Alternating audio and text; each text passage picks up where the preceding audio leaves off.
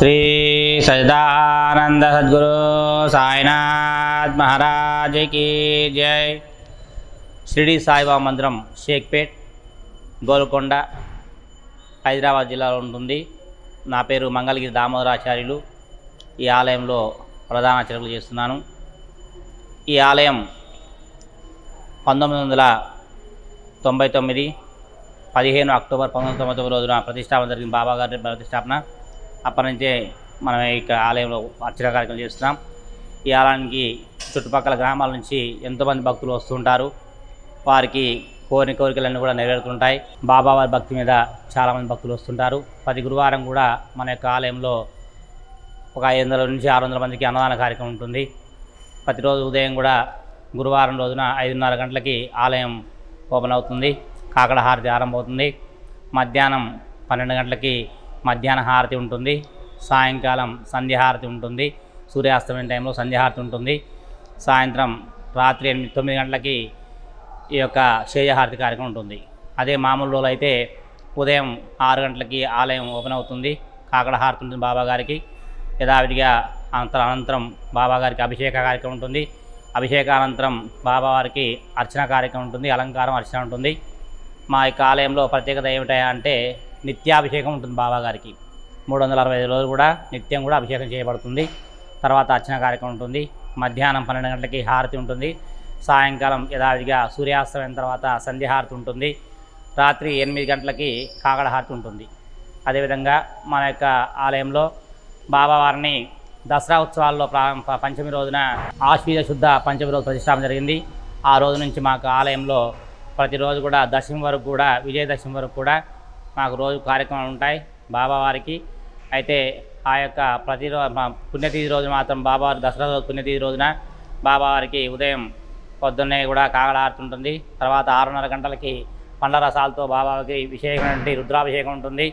ఆ తర్వాత అలంకారం ఉంటుంది। తర్వాత బాబావారి చరిత్ర పారాయణ ఉంటుంది ఆలయంలో।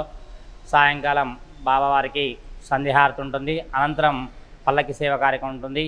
రాత్రి ఆ రోజున 10 గంటలకి కాకడ హారతి కార్యక్రమం ఉంటుంది। ఈ యొక్క కార్యక్రమాలకి విశేషమైనటువంటి భక్తులు వస్తారు, బాబావారిని దర్శించుకుంటారు। బాబా వారికి నిత్య కొంగు బంగారంలాగా ఉంటారు కాబట్టి వారి కోరికను కూడా నెరవేరుతాయి। ఎంతోమంది ఈ యొక్క మా బాబావారి దయ వల్ల వివాహమైంది, సంతానం కలిగింది, ఉద్యోగం లేని వారికి ఉద్యోగాలు కలిగాయి, ఇతర దేశాలకు వెళ్ళే వారికి పాస్పోర్ట్ వీసాలు రావడం అలాంటి కార్యక్రమాలు కూడా జరిగాయి। ఆ నమ్మకంతో భక్తులు ఎంతోమంది కూడా మన యొక్క ఆలయానికి వస్తారు। వారు విదేశ దేశాల్లో ఉన్నటువంటి వారు కూడా ఆన్లైన్లో బాబావారికి అన్నదాన కార్యక్రమానికి అని చెప్పి ప్రతి గురువారం కూడా అన్నదానానికి డబ్బులు పంపిస్తుంటారు। అర్చనలకు కానీ అభిషేకాలకు కానీ చేయిస్తుంటారు। భక్తులందరూ కూడా అధిక సంఖ్యలో వస్తారు। అదేవిధంగా గురు పౌర్ణమి మా యొక్క ఆలయంలో చాలా విశేషమైనటువంటి పెద్ద పండుగలా జరుగుతుంది। ఎందుకయ్యా అంటే బాబావారికి గురువు లేని వారికి గురువు దత్తాత్రేయుడు, అదేవిధంగా బాబావారు కాబట్టి ఈ కాలంలో బాబావారికి ఆ రోజున 1000 లీటర్ల పాలు అభిషేకం అనుకుంటాం, కానీ ఒక 5000 లీటర్ల వరకు బాబావారికి పాలు వస్తాయి। అందరితో వచ్చిన ప్రతి భక్తుడితో కూడా బాబావారికి పాలాభిషేకం చేయించడం జరుగుతుంది। ఆ తర్వాత బాబావారికి అలంకారం అర్చన కార్యక్రమం ఉంటుంది। ఆ రోజున సామూహిక అర్చన కార్యక్రమం ఉంటాయి।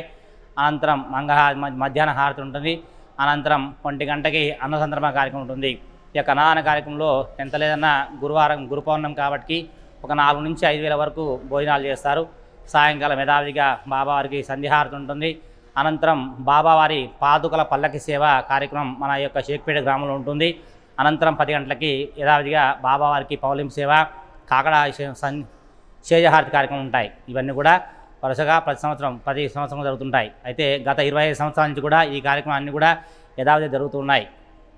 అదేవిధంగా శ్రీరామనవమి రోజున బాబావారి పుట్టినరోజు అని చెప్పి బాబావారికి ఆ రోజున జన్మదిన వేడుకలు చేస్తాం। ఆ రోజు యథావిధిగా బాబావారికి కాకడ హారతి ఉంటుంది। అనంతరం పండ్ల రసాలతో బాబావారికి ప్రత్యేకించి అభిషేకం ఉంటుంది। వచ్చిన భక్తులందరి చేత ఆ రోజు పండ్ల రసాలన్నీ కూడా బాబావారితో చేయిస్తాం, అందరి భక్తులు చేయిస్తాం। తర్వాత అందరి భక్తులను కూర్చోబెట్టి సామూహికంగా ఒక అర్చన కార్యక్రమం ఉంటుంది। తర్వాత యథావిధిగా ఆ రోజున సాయి సత్యవ్రతాల కార్యక్రమం ఉంటాయి। ఎవరైనా భక్తులు ఉన్నట్లయితే వారు వచ్చి కూర్చొని బాబావారి సన్నిధిలో కూర్చొని సాయి సత్యవ్రత కార్యక్రమం చేసుకుంటుంటారు। ఈ యొక్క సత్యవ్రతం కూడా చాలా విశేషమైనటువంటిది। మనకు సత్యనారాయణ ఏ విధంగానో అదేవిధంగా బాబావారికి సాయి సత్యవ్రతం అని చెప్పి భక్తులు చేస్తూ ఉంటారు। వారి యొక్క కోరికలు నెరవేరడం జరుగుతుంది। అందుకోసం అని చెప్పి ప్రత్యేకించి ఈ కార్యక్రమం జరుగుతుంది। అనంతరం బాబావారికి ఆ రోజున ఈ యొక్క పారాయణ కార్యక్రమం ఉంటుంది. బాబావారి చరిత్ర పారాయణం చేస్తుంటారు ఆ రోజు. అదేవిధంగా సాయి ఏకనామం ఉంటుంది. ఓం సాయి శ్రీ సాయి జయ అని చెప్పి 24 గంటల ఏకనామ కార్యక్రమం ఉంటుంది. ఉదయం 6 గంటల నుంచి మళ్ళీ మరుసటి రోజు ఉదయం 6 గంటల వరకు ఏకనామ కార్యక్రమం జరుగుతూ ఉంటుంది. ఈ యొక్క ఏకనామ కార్యక్రమంలో భక్తులు విడుదలుగా వస్తుంటారు. వచ్చేసి వారు భక్తితో పారవశ్యంలో ఆ యొక్క ఏకనామం చెప్తూ ఉంటారు. బాబావారి అనుగ్రహం పొందుతూ ఉంటారు. అదేవిధంగా మాకు పక్కన నుండి యొక్క ఉపాలయంగా శివాలయం ఉంటుంది. తర్వాత దుర్గా అమ్మవారి ఆలయం ఉంటుంది. ఈ యొక్క శివాలయంలో ఈ కార్తీక మాసం అంతా కూడా రోజు నిత్యాభిషేకం ఉంటుంది. భక్తులు ఎంతోమంది వస్తుంటారు. అదే ప్రత్యేకించి కార్తీక సోమవారాలు అయితే విశేషమైన భక్తులు ఉంటారు. ఆ రోజున ఉదయం 4 గంటల నుంచి మధ్యాహ్నం 1 గంట వరకు కూడా ప్రత్యేకంగా అభిషేకాలు జరుగుతుంటాయి. అయితే ప్రతి భక్తుడు కూడా ఆలయానికి లోపలికి వచ్చి స్వయాన వారి చేతితో శివుడికి అభిషేకం చేస్తుంటారు. అదేవిధంగా ఈ యొక్క నవరాత్రి ఉత్సవాల భాగంగా శరన్నవరాత్రి ఉత్సవాల భాగంగా పక్కన నుండి దుర్గాలయంలో అమ్మవారికి నిత్యాభిషేకం ఉంటుంది. మా యొక్క ఆలయంలో అమ్మవారికి నిత్యాభిషేకం ఉంటుంది. ఈ అభిషేకం రోజు కూడా అమ్మవారు రోజు ఒక అలంకారం ఉంటుంది. ప్రతిరోజు కూడా భక్తులు అధిక సంఖ్యలో పాల్గొంటారు. అందరూ కూడా ఉత్సాహంతో ఆ యొక్క శరన్నవరాత్రిలో అమ్మవారిని దర్శిస్తారు. అనంతరం రోజుకు ఒక అలంకారం ఉంటుంది అమ్మవారికి. ఆ అలంకారానికి ఆ యొక్క అమ్మవారి అష్టోత్తరం ఉంటుంది. అందరితో సామూహికంగా కుంకుమార్చన కార్యక్రమం చేయిస్తుంటాం.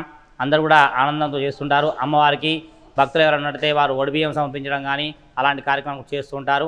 అమ్మవారికి ప్రత్యేకించి గాజులు, పసుపు, కుంకుమ అలాంటి కార్యక్రమాలు ఉంటాయి, పంచిపెడుతుంటారు. అందులో భాగంగా ఒక రోజున ఆ యొక్క అమ్మవారి ఒడిబియ్యాన్ని అన్నదాన కార్యక్రమం చేస్తుంటాం. ఒడిబియ్యం పోస్తుంటాం. ఆ ఒడిబియ్యం పోసాన్ని తీసుకొచ్చి అన్నీ వంట చేసి మళ్ళీ భక్తులందరూ కూడా వితరణ చేయడం జరుగుతుంది. ఇవన్నీ కూడా మన యొక్క ఆలయంలో గత 25 సంవత్సరాలుగా జరుగుతున్న కార్యక్రమాలు. పక్కన నుండి ఉపాలయం నుండి ఆంజనేయ స్వామి ఆలయం కూడా ఉంది. ఆ యొక్క ఆంజనేయ స్వామి ఆలయంలో ప్రతి శనివారం రోజు కూడా స్వామివారికి అభిషేకం ఉంటుంది. పంచామృత అభిషేకం ఉంటుంది. శ్రీ చందనం ఉంటుంది. తర్వాత ఆకుపూజ కార్యక్రమం కూడా ఉంటుంది. ఈ యొక్క ఆకుపూజ కార్యక్రమం కూడా అధిక సంఖ్యలో భక్తులు పాల్గొంటారు. అందరూ కూడా భక్తితో స్వామిని దర్శిస్తుంటారు. ప్రదక్షిణ కార్యక్రమాలు అలాంటివి కూడా చేస్తుంటారు. ఇవన్నీ కూడా గత 20 సంవత్సరాల నుంచి మన యొక్క ఆలయం జరుగుతుంది. ఓం సాయిరామ్, ఓం సాయిరామ్.